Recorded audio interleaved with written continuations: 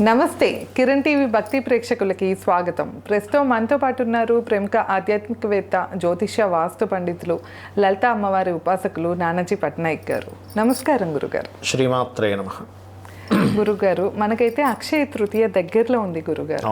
జనరల్గా అక్షయ తృతీయ రోజున మనం బంగారం కొని ఇంటికి తెచ్చుకుంటే చాలా శుభం జరుగుతుంది అని చెప్తూ ఉంటారు గురుగారు. కాకపోతే ప్రస్తుతం బంగారు ధర చూస్తే కనుక సామాన్యులు ఎవరు కూడా కొనే పరిస్థితిలో లేము అసలు. సో ఇలాంటి నేపథ్యంలో అక్షయ తృతీయని ఎలా జరుపుకోవాలంటారు గురుగారు? అలానే ఆ రోజున అమ్మవారి అనుగ్రహం కోసం ఎట్లా ప్రార్థించాలి? అలా వచ్చే సంవత్సరం లోపు మనకి ఆ ధనలక్ష్మి ప్రాప్తి కలిగేలాగా ఏదైనా పరిహారం తెలియజేస్తారా గురుగారు? తప్పకుండా అండి.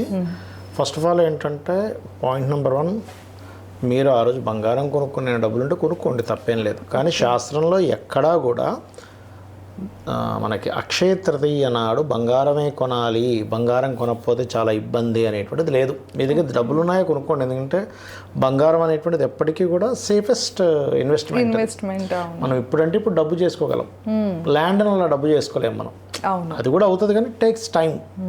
కాబట్టి ఎక్కువ మంది, చాలామంది ఏం చేస్తారు, వాళ్ళ యొక్క ధనాన్ని బంగారం మీద, లిక్విడ్ క్యాష్ మీద, ల్యాండ్స్ మీద, అసెట్స్ మీద ఇట్లా డిస్ట్రిబ్యూట్ చేసుకుంటారు. అయితే బెస్ట్ ఇన్వెస్ట్మెంట్ బంగారం. అలా ఇన్వెస్ట్మెంట్ పాయింట్ ఆఫ్ వ్యూలో అయితే తీసుకోండి. కానీ ఎక్కడా కూడా శాస్త్రంలో ఏ గ్రంథంలో కానీ, ఉపనిషత్తులు ఎక్కడా కూడా, పురాణాల్లో కానీ మీరు కొనండి అనేటువంటిది ఎక్కడా లేదు. డబ్బులు ఉంటే కొనుక్కోండి, మంచిదే. ఇక రెండోది, మరి ఏం చెప్పారు అక్షయ తృతీయ అసలు ఏం చేయాలి, ఏం చేస్తే మనకు డబ్బులు కలిసి వస్తాయి అంటే అన్ని విధాలుగా బాగుంటుంది అంటే, శాస్త్రంలో చెప్పినటువంటిది నీటి కుండ చక్కగా ఇంత కుండ తీసుకొని దాన్ని చక్కగా అలంకరణ చేసి, ఆ పైన అందులో మొత్తం నీరు నింపి, మంచినీరు నింపి, ఆ పైన ఒక ప్లేట్ అంటే దానికి ఇలా అడ్డం పెడతాం కదా, పెట్టి అందులో సుగంధ ద్రవ్యాలు, మామిడి, అదేవిధంగా ఆకు, ఒక్క, అరటిపండు ఇవన్నీ పెట్టి దక్షిణతో సహితం మీరు దానం ఇవ్వమని చెప్పింది బ్రాహ్మణుడికి. ఎందుకు ఇవ్వాలి దానము అంటే, ప్రతి మనిషికి కూడా ఒక 7 జన్మలు మానవ జన్మలు ఉంటాయి. దాని తర్వాత ఈ 7 జన్మల్లో చేసినటువంటి సాధన ఏదైతే ఉంటుందో, ఒక మనిషి అన్ని జీవుల కంటే గొప్పదైనటువంటిది మానవ జన్మ అంటూ ఉంటారు. ఎందుకంటే మనకు అన్నీ తెలుస్తున్నాయి, ఏం చేయాలి, జ్ఞానం అంతా ఉంటుంది. ఈ 7 జన్మల్లో వీడు రకరకాలుగా తరిస్తాడు. అంటే ఒక పరోపకారం చేసో, ఒక ప్రకృతిలో ఉండేటువంటి ధర్మంగా నడుచుకోనో, లేకపోతే ప్రకృతిని కాపాడుతూనో, లేకపోతే దేశాన్ని కాపాడుతూనో, లేకపోతే దేవతారాధన చేస్తున్నో రకరకాల మార్గాల్లో తరిస్తాడు. ఈ 7 జన్మలు గనక సరైనటువంటి దీంట్లో ఉంటే వీడు గొప్ప జన్మలోకి వెళ్ళొచ్చు. యక్షులు అవ్వచ్చు, గంధర్వులు అవ్వచ్చు, కింగ్ పురుషులు అవ్వచ్చు, దేవతా లోకాలకి వెళ్ళొచ్చు, వీళ్ళు చేసుకున్న పుణ్యాన్ని బట్టి, వీళ్ళు చేసుకున్న సాధన బట్టి. కానీ ఈ 7 జన్మల్లో ఎక్కడైనా వీళ్ళు సరిగ్గా కనుక వీళ్ళు అర్థం చేసుకోకుండా ఉంటే 84,000 జీవరాశుల యోనుల్లోకి మళ్ళీ వెళ్ళిపోతాడు. అంటే ఎప్పుడు ఎక్కడ ఎలా పుడతాడో తెలియదు. ఇదంతా నేను మీకు ఎందుకు చెప్తున్నానంటే, మనము మీకు ఇప్పుడు నీళ్ళు కావాలనుకోండి, అతనికి చెప్తే వాటర్ బాటిల్ తీసుకొచ్చి ఇస్తాడు. లేకపోతే రోడ్డు మీద వెళ్తూ ఉన్నారు, దాహం వేసింది, ఎక్కడో షాప్ దగ్గర 20 రూపాయల బిస్లరీ బాటిల్ లేకపోతే ఏదో కొనుక్కొని తాగలుగుతారు. ఒక చీమకో, పక్షికో, ఏదైనా ఒక జీవికి దాహం వేసింది, ఎలా వస్తుందండి దానికి వాటర్? పెంపుడు జంతువు అయితే వేరు, దానికి ఇంట్లో ఉంటాయి వాటర్, దానికోసం ప్రత్యేకంగా పెడతారు. లేదా చెరువుల దగ్గర, నదుల దగ్గర ఉండే పక్షులకు, అక్కడ ఉండే జీవులకి అయితే ఈజీగా దొరుకుతుంది. కానీ మీకు అంత ఈజీగా చెరువులు, సముద్రాలు ఏం దగ్గరగా ఉండవుగా. ఎన్ని జీవరాశుల్లో, మరి దానికి ఎలా దాహం వేస్తాయి? అందుకని మనం ఏదైతే అక్షయము అంటే క్షయము కానటువంటి దాన్ని అక్షయం అంటారు. అంటే మీకు ఎప్పటికీ ఇబ్బంది ఉండదు దానివల్ల. మీరు చూడండి, ఇప్పుడు ఆకలి వేసినా మీరు 2-3 గంటలు ఆపుకోగలుగుతారు, నైట్ వరకు ఆగగలుగుతారు. కానీ దాహం వేస్తే ఆగగలరా? లేదు అస్సలు. అమ్మ బాబాయ్ నేను ఉండలేకపోతున్నాను, నాకు నీరు కావాలంట, అవునా కదా? అవును గురుగారు. కాబట్టి శాస్త్రంలో ఏంటంటే, మనం ఈ జన్మల్లో పుణ్యం చేసుకుని ఎదిగితే ఓకే. ఎదగలేక మనం ఏదైనా 24 జీవరాశులు ఇంకో జీవరాశికి ఏదైనా పుట్టినప్పుడు నీకు మొట్టమొదటిగా కావాల్సింది నీరు. గాలి తర్వాత ఉండేది నీరే. గాలి లేకపోతే ఇంకా అసలు ఉండలేవు, దాని తర్వాత ఉండేది నీరే. కాబట్టి నీటిని దానం ఇవ్వమని చెప్పింది శాస్త్రం. అంటే నువ్వు ఏ జన్మెత్తినా సరే నువ్వు నీటితో, దప్పికతో ఇబ్బంది పడకుండా ఉంటావు అని. అయితే ఈ అక్షయ తృతీయ నాడు నీటి దానం వలన, అదేవిధంగా మనకి ఇవి పెడుతూ ఉంటాయి, వాటర్ డొనేట్ చేసేవి కొన్ని ఉంటుంటాయి, చలివేంద్రాలు అంటుంటారు. ఆ చలివేంద్రాల వలన కేవలం మీకు మాత్రమే కాకుండా పితృదేవత అనుగ్రహం కూడా కలుగుతుంది దీనివల్ల. ఓకే. అది చెప్పారు శాస్త్రంలో. అయితే సరే, ఇప్పుడు మనం మ్యాటర్ బంగారంది. ఇప్పుడు ఉండేటువంటి ధరలు చూసుకుంటే సామాన్య మానవుడు కొనేలా లేదు. అవును. చాలా బాధ వేస్తుంది పాపం. సామాన్య మానవుడు ఏమిట్రా, నేను ఒక నగ కొనుక్కుందామంటే లేని పరిస్థితి ఏంటి అని. మరి అది కలగాలంటే ఎలాగా? లక్ష్మీ అనుగ్రహం కావాలి కదా. లక్ష్మీదేవి అనుగ్రహం కావాలంటే నార్మల్గా ఏంటి, ఒక పటం పెట్టుకుంటాం లేదా విగ్రహం పెట్టుకుంటాం. కానీ శాస్త్రాల్లో విగ్రహము పటము ఎనర్జీకి అండ్ యంత్రం ఎనర్జీకి డిఫరెంట్ చెప్పారు. యంత్రానికి చాలా గొప్ప శక్తి ఉంటుందండి. మనకి లలితా సహస్రనామాల్లో కూడా విఘ్నశిలా యంత్రము అని ఒక రాక్షసుడు, అంటే మన బండాసుడి యొక్క తమ్ముళ్ళు ఉంటారు ఇద్దరు. ఒక తమ్ముడు ఏం చేస్తాడు, విఘ్నేశ్వర యంత్రాన్ని వేసేస్తాడు. వేస్తే ఎక్కడికక్కడ అందరూ ఏం యుద్ధం చేస్తాంలే అని ఒక ఫీల్డ్లోకి వెళ్ళిపోతారు. అలాగే మనకి మంచి చేసే యంత్రాలు కూడా ఉంటాయి. లక్ష్మీ యంత్రము, అదేవిధంగా హనుమత్ యంత్రం, ఇతర యంత్రాలు ఉంటాయి. యంత్రాన్ని కనుక ఒక నక్షత్రంలో దాన్ని, కొన్ని నక్షత్రాలు ఉంటాయి, ఆ నక్షత్రంలో ప్రారంభించి ప్యూర్ కాపర్, ఇలాగా ఇది ప్యూర్ కాపర్ అండి. ఇది మీరు కనుక దీన్ని తీసుకెళ్ళి కనుక టెస్ట్ చేయించుకుంటే ప్యూర్ కాపరు. ఇలా ఒక నక్షత్రంలో పర్టికులర్గా దీని మీద యంత్రం వేయడం జరుగుతుంది. బీజాక్షర సహితంగా, అష్టదిక్పాలకులు, అష్టభైరవులతో సహితంగా వేసి దీన్ని కనుక ఎవరైతే భక్తి శ్రద్ధలతో, ఇక్కడ మళ్ళీ భక్తి ఉండాలి. ఏదో యంత్రం బయటికి వెళ్ళిపోయారని నేను చేశాను నాకు లక్ష్మీ అనుగ్రహం కలగలేదంటే కాదు. ఎంత భక్తిగా అంటే మీరు పూజ చేసేటప్పుడు దీనికి ఎలా పూజ చేయాలో కూడా చెప్తాను నేను ఈ లక్ష్మీ యంత్రానికి. మీరు మామూలుగా మార్కెట్లో చూస్తే ఇంత ఉంటుంది, అది నేను తప్పు పట్టట్లేదు, చాలా పలచగా ఉంటుంది. ఇది చాలా మీకు చాలా వెయిట్ ఉంటుంది, చాలా స్ట్రాంగ్. మీరు ఇట్లా వంచలేరు కూడా దీన్ని. చూడండి, అసలు ఇట్లా అన్నాం అనుకోండి వంగది. ఇది అంత స్ట్రాంగ్, అంత 100% కాపర్ అంటారు దీన్ని. అయితే దీనికి మీరు పంచోపచార పూజ అని ఉంటుంది. అంటే పుష్పము, ధూపము, దీపము, గంధము, నైవేద్యం ఇవి పెట్టి తేనెతో, తేనె పాలు ఈ రెండిటితోని అమ్మవారి యొక్క లక్ష్మీ అష్టోత్తరాలు చదువుతూ వెయ్యాలి. ఎప్పుడైనా సరే పూజ చేసేటప్పుడు సంతృప్తి చెందేలాగా చేయాలి. అమ్మవారు సంతృప్తి కోసం చేస్తున్నట్టుగా చేయాలి. ఇప్పుడు మీరు ఎగ్జాంపుల్, మీరు ఒక ఇంటికి, మీ ఎవరో తెలిసిన వాళ్ళ ఇంటికి వెళ్ళారు. వాళ్ళు ఏదో తీసుకోండి టీ, లేకపోతే తీసుకోండి సమోసా తీసుకోండి అని పెడితే మీకు అసలు తింటారండి? అసలు లేదు. నాకు సమోసా కొనుక్కోలేనా? 20 రూపాయలు పెడితే సమోసా వస్తుంది. టీ తాగలేను, 20 రూపాయలు పెడితే టీ వస్తుంది. లేకపోతే ఇంట్లోకి వెళ్ళి నేను ఎన్ని టీలు తాగలేనా? నేను టీ, సమోసా, బిర్యానీ నాకు దొరకదా అనుకుంటారు. అవునా కదా? ఇక్కడ ఏంటి కావాల్సింది? ఒక మర్యాద, ఒక అరే వచ్చారు మనిషి అని ఒక ఆత్మీయంగా, మర్యాదగా, ప్రేమగా ఇవ్వాలి.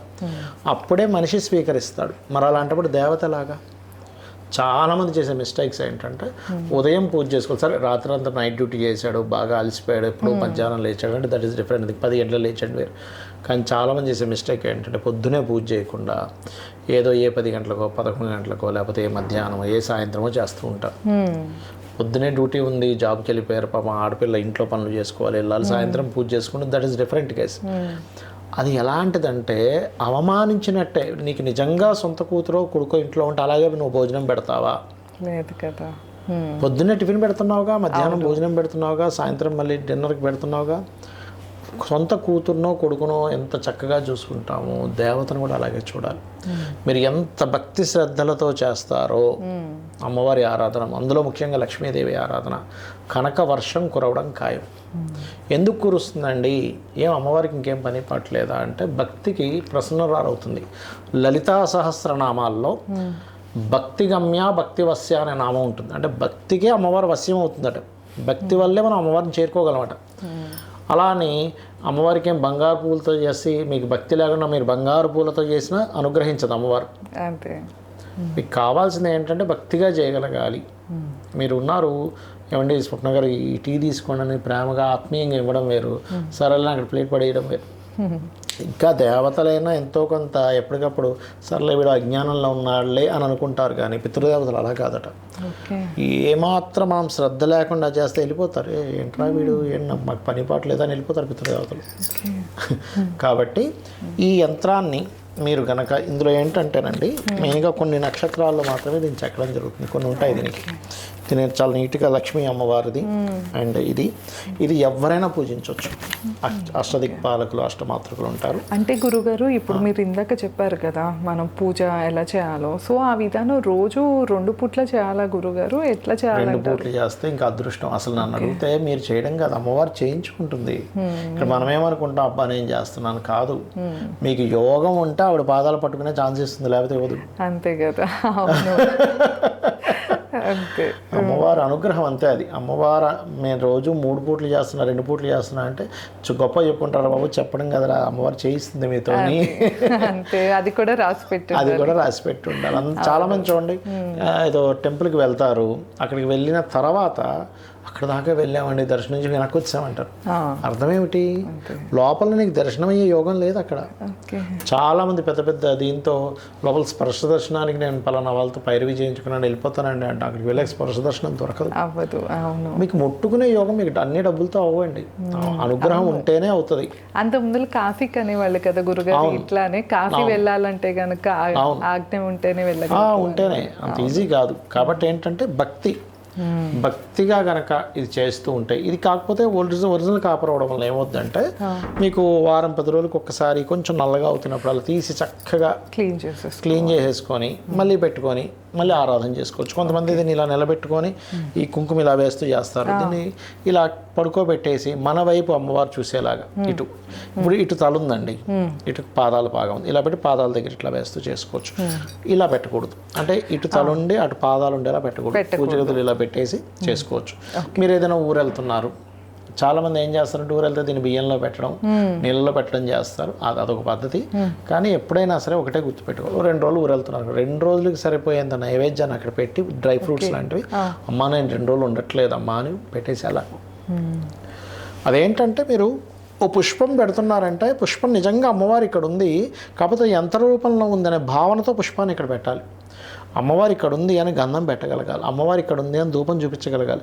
నిజంగా ధూపాన్ని చూపిస్తే అంటే ఎలా అంటే ఇప్పుడు ఎగ్జాంపుల్ ఒక మనిషి అక్కడ ఉన్నారనుకోండి, మనిషికి ధూపం చూపిస్తే ఎలా చూపిస్తాం, తగిలేలాగా. అలాగా ఈ అమ్మవారికి టచ్ అవుతుందా లేదా ధూపం, అలా మీరు కనుక చేస్తే ఖచ్చితంగా బాగుంటుంది. అయితే ఈ యంత్రము ఎవరికి వారికి ఇండివిజువల్ ఉంటుందండి. వాళ్ళ గోత్రనామాలతో పూజ చేస్తాం దీనికి. పంచవాసాలు అంటారు, అంటే ధాన్యవాసము, పుష్పవాసము, జలావాసము, శయావాసం అంటే భూవాసము, ఇట్లా పంచవాసాలు ఉంటాయి. పుష్పవాసము, జలావాసము, భూవాసము ఇలాగా. అయితే ఈ పంచవాసాలు చేయించి దీనికంటూ ఒక జపం చేసి దీనిలో ఆ శక్తిని చేకూరుస్తారు. అయితే దీనికి కొన్ని నియమాలు ఉంటాయి. స్త్రీలు ఎట్టి పరిస్థితుల్లో కూడా ఆ 5 రోజులు దీన్ని ముట్టుకోవద్దు.